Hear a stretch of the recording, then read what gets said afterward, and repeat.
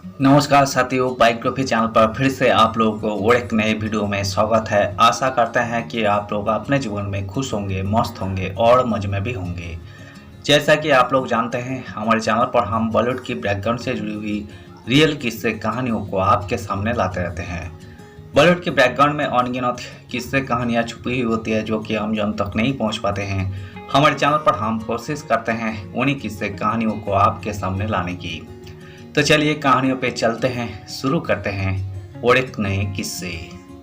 बॉलीवुड के अनकहे किस्से। शोमैन राज कपूर के शुरुआती संघर्षों। भारतीय सिनेमा के सबसे बड़े शोमैन राज कपूर का ही जन्म शताब्दी वर्षों है। उन्हें देश का सबसे बड़ा सांस्कृतिक दूत भी कहा जा सकता है। उनकी फिल्मों में दिखाई एक खास विचारधारा के संदेशों को सोवियत संघ और यूरोप में भी खूब देखा और सराहा गया।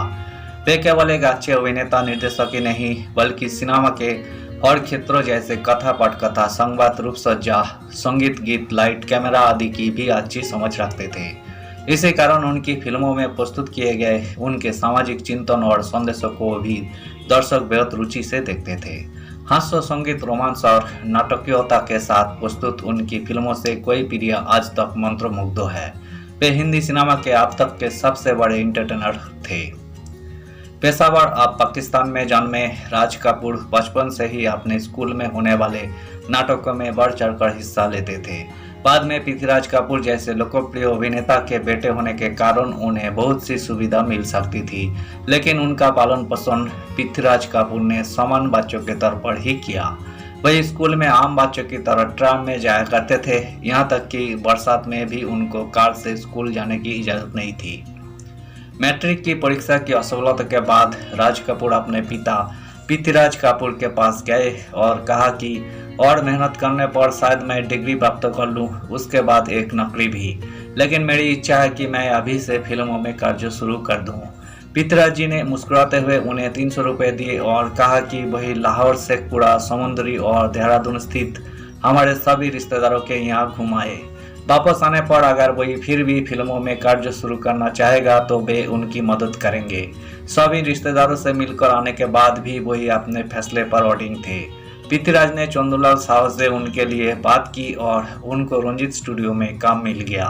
पृथ्वीराज ने 2 शर्तें रखी। पहली, उनको कोई वेतन नहीं मिलेगा और दूसरी शर्त यही थी कि स्टूडियो में उनसे वैसा ही व्यवहार किया जाएगा जो एक सामान्य कर्मचारी के साथ किया जाता है, न कि पृथ्वीराज कपूर के बेटे जैसा। हाँ, उन्होंने इतना अवश्य किया कि उनका महीने का जेब खर्च 15 रुपये से बढ़ाकर 30 रुपये कर दिया।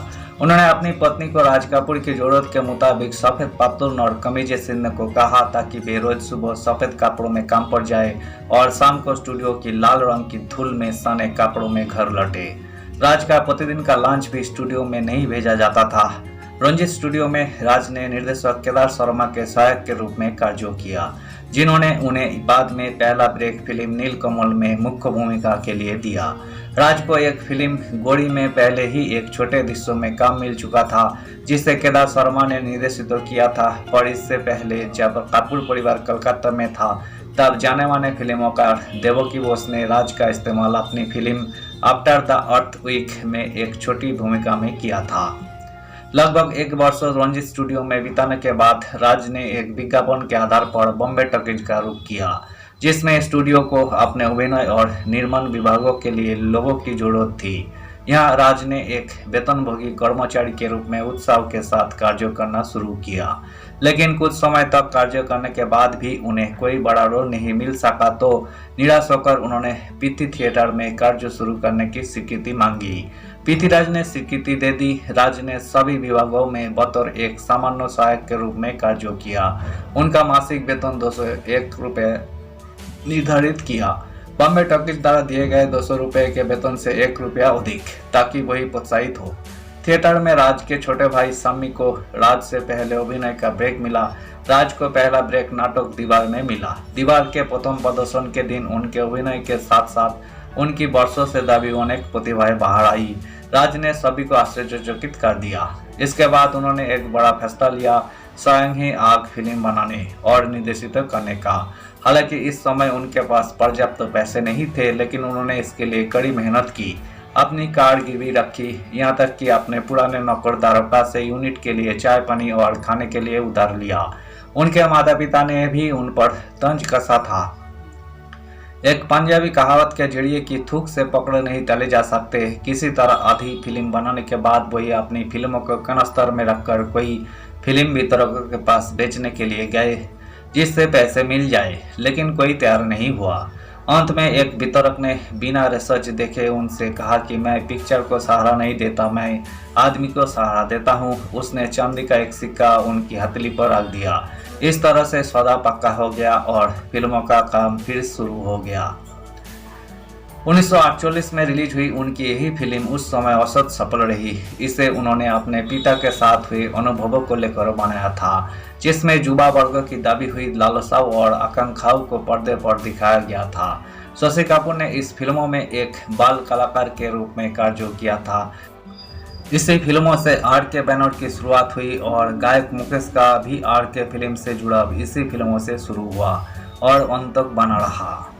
पृथ्वीराज कपूर जब परिवार के साथ कलकत्ता में रह रहे थे, तब एक बार रविवार के दिन राज कपूर और शम्मी कपूर को फिल्म देखने के लिए भेजा। वहाँ बहुत भीड़ थी। राज जी ने नौकर दारोगा और शम्मी जी को बाहर रुकने के लिए कहा।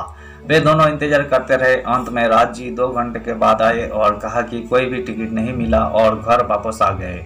जब उनकी माँ को यही पता चला तो वही सारी बात समझ गई। दरअसल हुआ यही था कि 4 आने वाले सभी टिकट बिक चुके थे, इसलिए राज जी ने एक बड़ा आने वाला टिकट खरीदा और अकेले ही फिल्म देख ली थी।